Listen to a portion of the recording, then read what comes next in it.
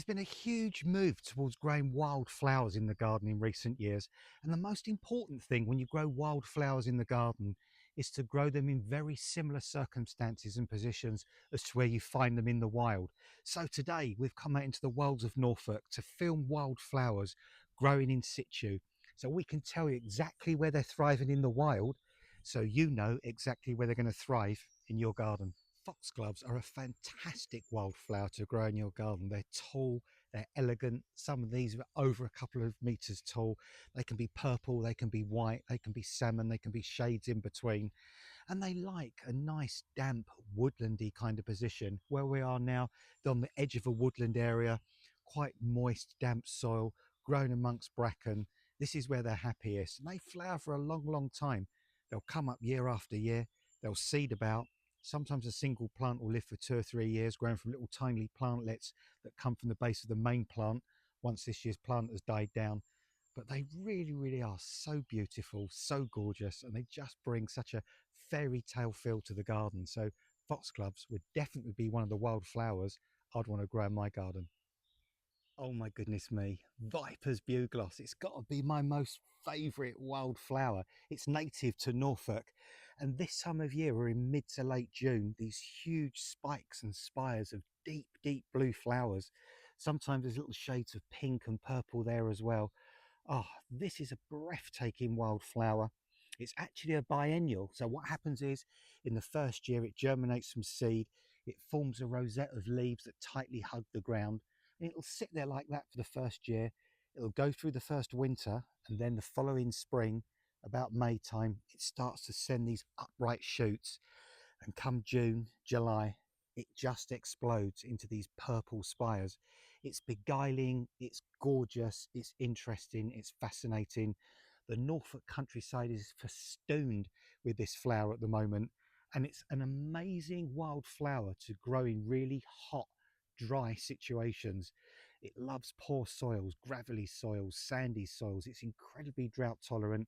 It will take massive amounts of full on sunshine. That's where it really, really thrives. And although it's biennial, it'll seed about. So once you've got it, each year more and more plants will come up, and every so often they'll reflower, they'll come back, they'll reflower from those seeds, and it will just keep this beauty and this interest going. And they're adored by pollinating insects as well. So if you're going to grow one wildflower in your garden, Viper's bugloss is absolutely one you've got to choose and go for. We've showed you Viper's bugloss today, grown in the wilds in the woods of Norfolk. This is some Viper's bugloss I put in my own front garden about 3 years ago as a plug plant. It grew, it flowered, it set seed. This is about the third year it's come up. It's smothered in bees and pollinating insects. Wildflowers can look absolutely spectacular in a garden at home. You can mix wildflowers in with your normal flowers and get that incredible result.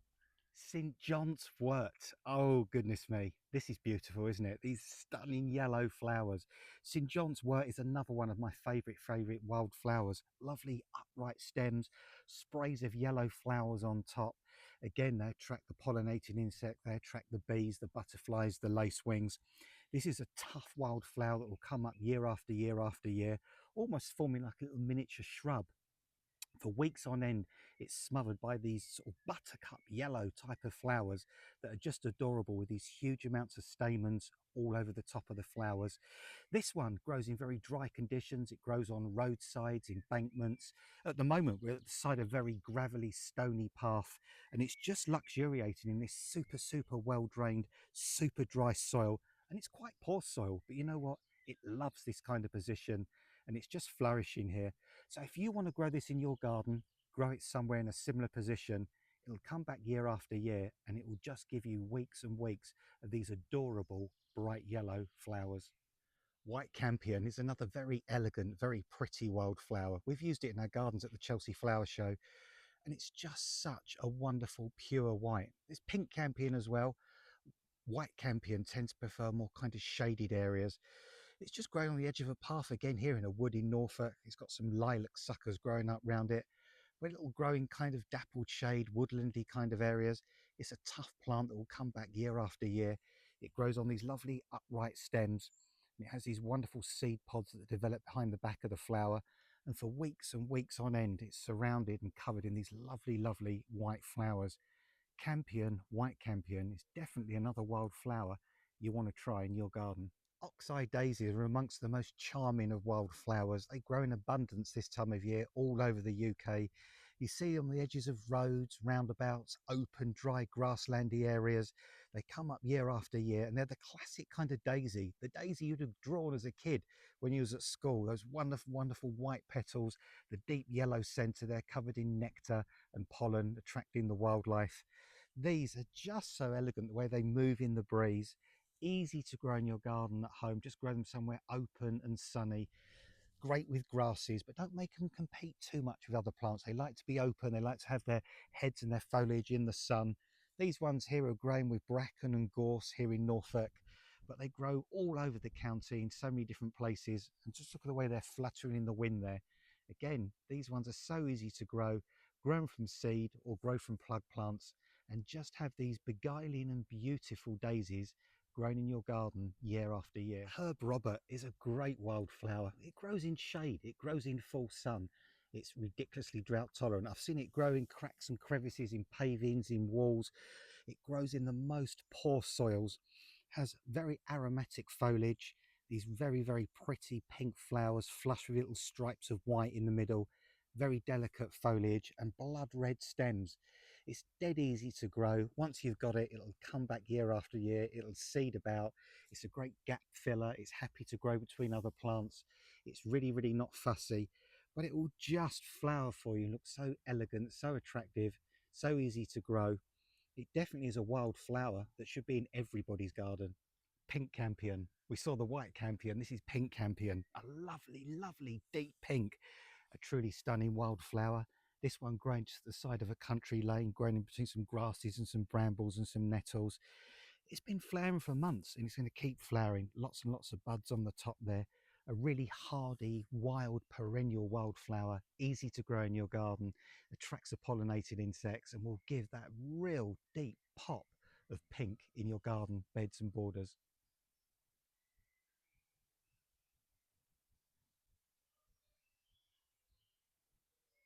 Knapweed, another stunner. Goodness me, we're seeing some incredible wildflowers today.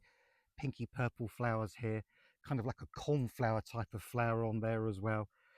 So many flowers on this, lovely delicately cut foliage. This one again grows in nice open sunny areas, the sides of roads, open grass areas, likes a bit of sun, likes well-drained soil, tough as old boots, will come up year after year after year, really long flowering season, loved by pollinated insects. And come on, I mean, this would look as beautiful in your garden as any delphinium or lupin. Go on, give this a go in your garden and you'll never, never regret it. The classic wild British poppy. Look at this. Look at the symbolism behind this flower. These blood red flowers, so beautiful, so stunning, growing in this field amongst dozens and dozens of other types of wildflowers. There's clover here, there's vetch, there's all sorts of fabulous flowers growing in this field. But when you drive past, these bright red poppies just stand out so well with their vibrant red colours and their dark, dark black button centre. Poppies are so easy to grow. They grow on poor soils, sandy soils, dry soils. They're really not fussed about where they grow as long as it's sunny, bright and well drained. Each flower only lasts a day, but they keep flowering over a good few weeks. And afterwards they'll set seed and come back year after year after year.